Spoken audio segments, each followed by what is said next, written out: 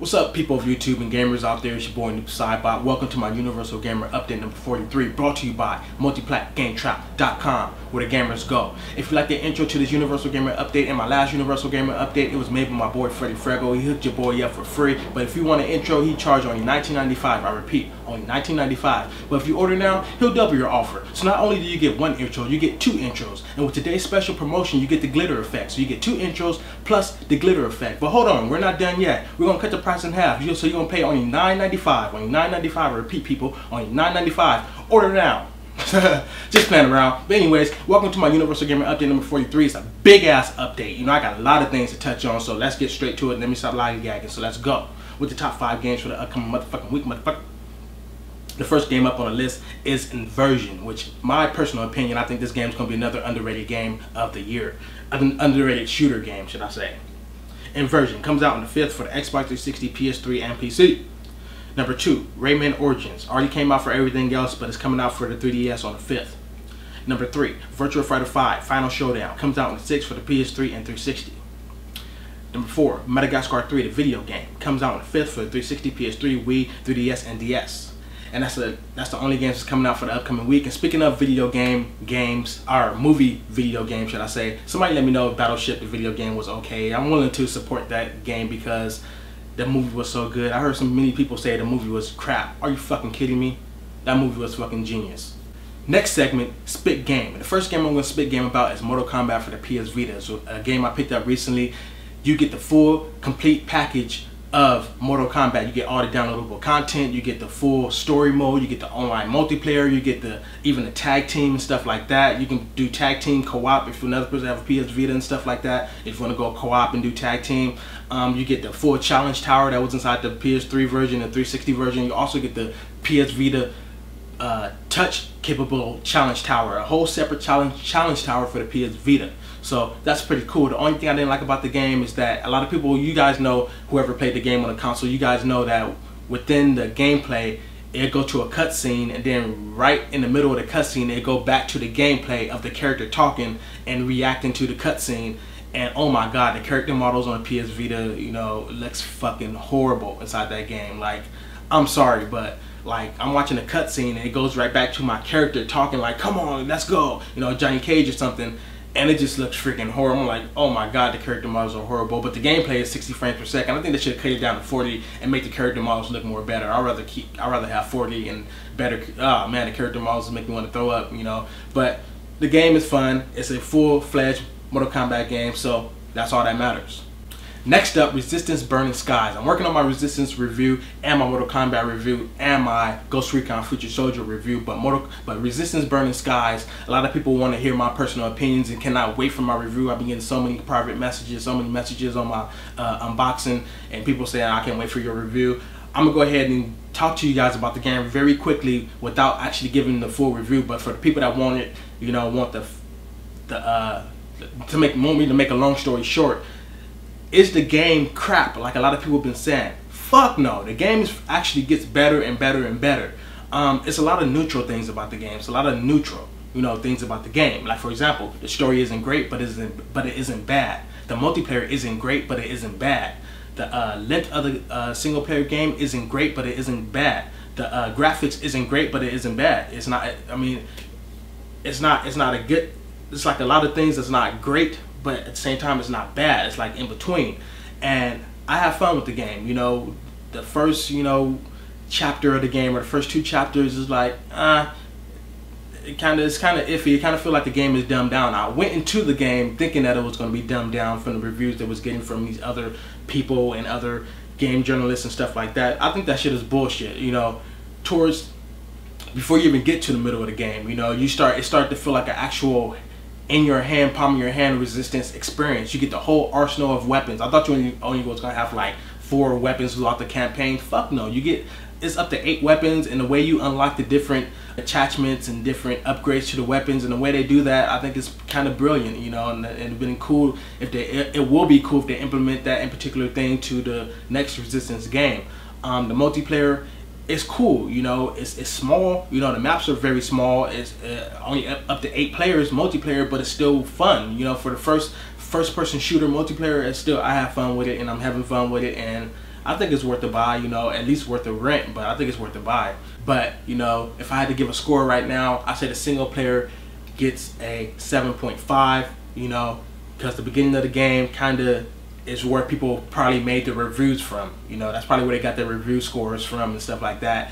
But towards the end of the game, towards the middle of the game, it picks up like a motherfucker. And the story is good. The story is pretty good. So all these talk about the story isn't good. I don't know what's going on with that.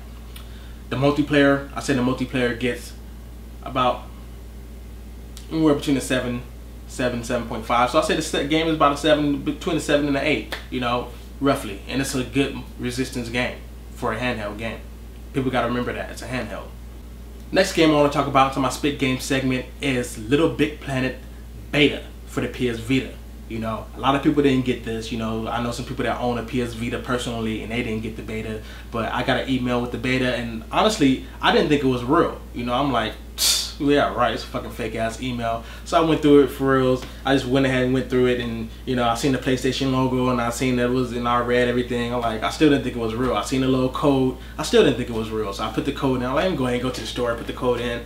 It popped up, Little Big Planet PS Vita beta. You know, and it comes with 4 levels, and it comes with like a tank level where, you know, it implements and shows you how you can like make different game modes on a Vita and stuff like that, like a tank battle or something. It got a couple of levels where they add some new gameplay mechanics to it, some touchscreen mechanics. Works pretty good, but the game still has this problem where it lags online a little bit depending on who you playing with. And all the Little Big Planet games on the consoles been having that problem where it's laggy a little bit. And that's a big issue, because when you jump in with the Sackboy, he floats in the air anyways, and the control of the Sackboy is kind of hard from the get-go. So for it to be lagging online a little bit, that little slow lag, it makes it that much harder. But the game on the PS Vita is a beast, and I can't wait for the full game to come out. I think that's a game I will play and have fun with. Next game I want to talk about in some of my Spit Game segment is Doom 3 Remastered. Cannot wait to play that game. I tried to play that game on my PC a while back, tried to play the demo, but it wouldn't work right with my PC for some reason. So can't wait for them to remaster that game. I'm getting it on PC more than likely. That's one of the best Doom games out there, besides the old school ones, of course, but that's the main one. I got a lot of attention, you know, especially as far as movies being based off that game and stuff like that. You know, that game that I heard of over all these years, that game is a beast. You know, I've been hearing a lot about Doom 3 over the years, and just never played it, never had a chance to enjoy that game. And I'm a big ass survival horror fan, so can't wait to touch that game and play with that game, no homo. Last game up to my Spit Game segment I want to talk about is Sports Champions 2 for the PlayStation Move. Now, everybody know that Sony like to copy everybody, and that's all this is too. Another game that they're freaking copying and pasting. All this is Wii Sports, PlayStation style. That's all it is, Wii Sports, you know, HD. I'll say call it Wii Sports HD. It has the bowling, it has the tennis, it has golf, it has boxing, it has all that Wii Sports had. So, you know, I don't think it's a bad thing that they're doing this, you know, especially because the average person that owns a PS3 doesn't own a Wii. So it's like, why the hell would they care if it's the same thing? They haven't played that yet because they haven't owned a Wii before. All they've been playing is the PS3. So why would they care if it's a copy? So simple as that. So that's why it's not really a bad thing. And if they did own a Wii, here's the HD version, you know, or the next gen version of Wii Sports, the more accurate version of Wii Sports, without having the Wii Motion Plus. So go figure. Next segment, gaming news.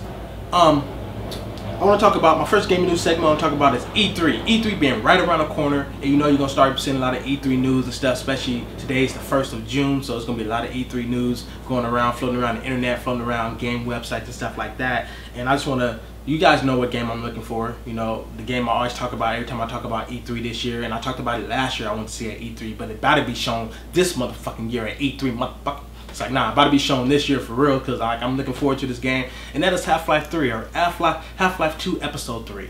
You know, but I'd rather see a Half-Life 3 and see a Half-Life 2 Episode 3 for the arcade. You know, downloadable through Steam or downloadable through PS3 Arcade and our PSN Store and 360 Arcade and stuff like that, to get us hyped up for Half-Life 3 that's coming out probably sometime next year or some shit like that. I don't really care if it come out next year, as long as it get announced. That's all I care about. You know, so I can know that that motherfucker's coming. last but not least, at this gaming news segment, I'm here to talk about the recent update that the PS Vita had.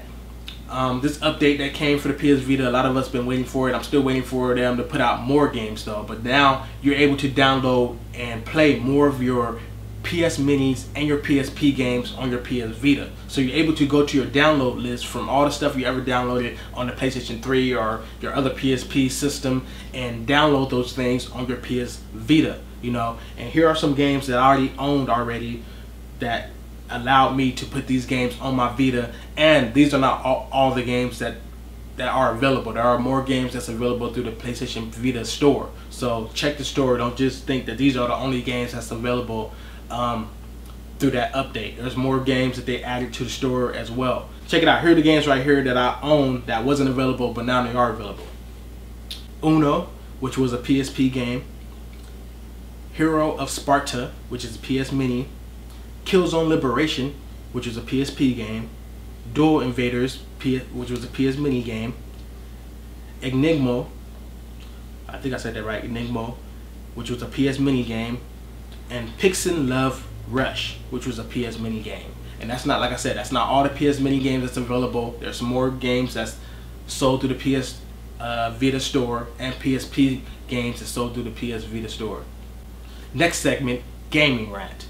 Now, this is going to be a quick rant because I'm running out of time, but I'm here to motherfucking talk about Invisible Walls. Usually I love these guys, but the Invisible Walls podcast done thrashed the fuck out of Ghost Recon's single player mode, saying it's trash. It's a complete throwaway story. The old Ghost Recon game storyline and gameplay. Not well, they didn't even say gameplay, but as far as this entire single player minus the gameplay, it's better than the new Ghost Recon. Even some of the gameplay mechanics, like the tag, like the mark and execute, they said they don't like that. You know, that just makes the game so easy. Nobody said that shit about fucking Splinter Cell. You know, the only difference between Splinter Cell tag and execute and Ghost Recon single player, if you're playing by yourself without other humans, tag and execute, is that you're taking them out by yourself. Your guys automatically turn into each person. So what's the fuck the difference then from each one of your co-op squad turning to each person and shooting them as you take out your guy? I think I like that one better than the Splinter Cell one, because that one was like automatic, where you do just go to each person. On this one, you actually got to take out your guy, and then everybody else take out their guy, and you got to mark them and take them out at a certain amount of time. And they also said that the co-op, if you're playing with human players, it even gets worse because it's hard for everybody to execute their person at the same time. It makes it that much harder, and it's this irritating. You know, people with patience may want to play like that, but us as, you know, game journalists, from what we played, we didn't like playing like that. You know, it was kind of hard to mark and execute. Mostly what we did was just went out gun blazing.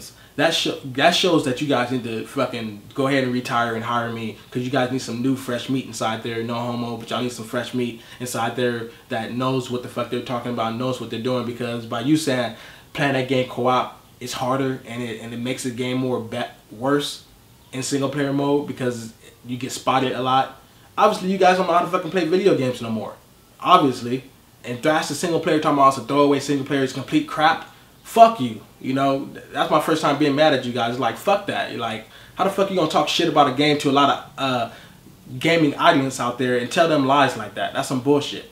Single player is fucking good in Ghost Recon, but it's not spectacular, but it's still a good single player game. Next segment, Gamegasm. Now, I showed you guys one of my Gamegasms from Onimusha 3 opening scene. I hope you guys went to go check that out, because that is a very good, ahead of its time opening cinematic, you know. But the next cinematic I'm gonna bring up, and yes, it's a console exclusive cinematic like the other one was. Sorry about that, but I'm just trying to, you know, I'm just going based off of the ones I like the most, and that is Metal Gear Solid 4 Hide from Gecko cutscene. I think that's the only, I don't know the name of that cutscene, but somebody posted a video showing that cutscene, and it was called Hide from Gecko. But I was trying to look for a better one, because that one was like, the screen wasn't all that big, and it was like low resolution, but it still was a decent resolution, but it wasn't like 1080p or 720p, but it still was clear and stuff. But the name of that in particular video that person posted was Hide from Gecko, which is the name of the unmanned mini Metal Gears that was within Metal Gear Solid 4.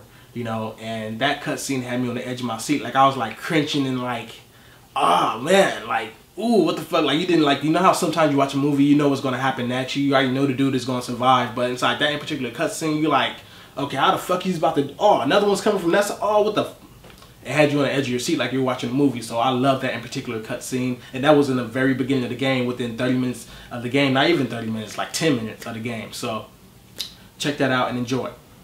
Last segment, comment of the week. Gotta make this quick. A lot of people have been asking me on my zombie matching map, is that map complete?